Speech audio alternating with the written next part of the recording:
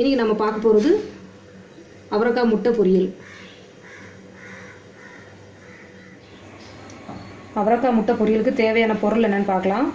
அவரைக்காய் கட் பண்ணி வச்சுருக்கிறேன், அப்புறமா 2 முட்டை எடுத்து வச்சுருக்கிறேன், அப்புறமா 2 வெங்காயம் கட் பண்ணி வச்சுருக்கிறேன், கருவேப்பிலை, அப்புறம் எண்ணெய் எடுத்து வச்சுருக்கிறேன், தனி மிளகாத்தூள், உப்பு, மஞ்சள் பொடி, கருவேப்பிலை. இப்போ எப்படி செய்கிறதுன்னு பார்க்கலாம். ஸ்டவ் ஆன் பண்ணி கடாய் வச்சுருக்கிறேன். இப்போ கடாய் வந்து ஹீட் ஆகிடுச்சு. இப்போ இதில் எண்ணெய் ஊற்றிடலாம். ஒரு 2 ஸ்பூன் ஊற்றினா போதும். எண்ணெய் சூடாயிடுச்சு. இப்போ ஒரு 1/2 ஸ்பூன் கடுகு போட்டுடலாம். அடுத்து வெங்காயம் கருவேப்பிலை போட்டுடலாம்.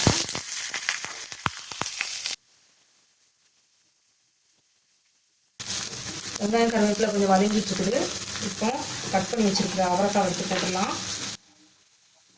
அவரைக்காய் வந்து தண்ணி இருக்கக்கூடாது.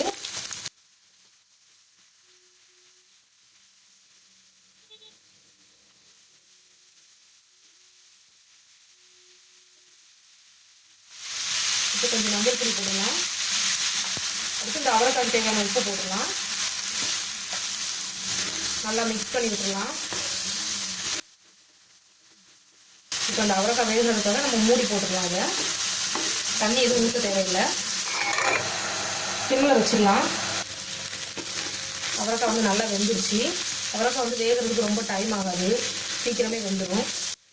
இப்போ இதுக்கு தேவையான மிளகாத்தூளை போட்டுடலாம். மிளகாத்தூளுக்கு ஒரு காரம் எவ்வளோ தேவையோ அந்த அளவுக்கு போட்டுக்கலாம்.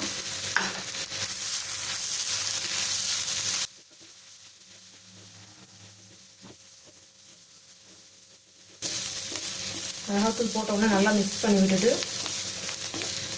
இந்த அவரைக்காவை அப்படி ஓரமாக தள்ளி வச்சிடலாம். இப்போ இதில் முட்டையை உடச்சி ஊற்றிக்கலாம்.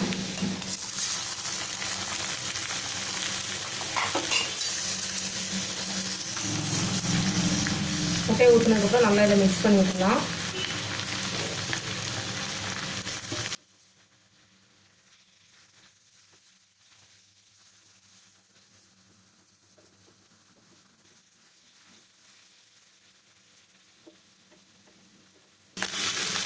இதை நல்லா மிக்ஸ் பண்ணிவிடலாம்.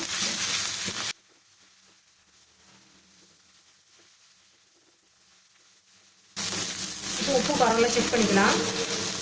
உப்பு காரம்லாம் சரியாக இருக்குது. இப்போ நான் ஸ்டவ் ஆஃப் பண்ணிடுறேன். அவரைக்காய் முட்டை பொரியல் ரெடி ஆயிடுச்சு.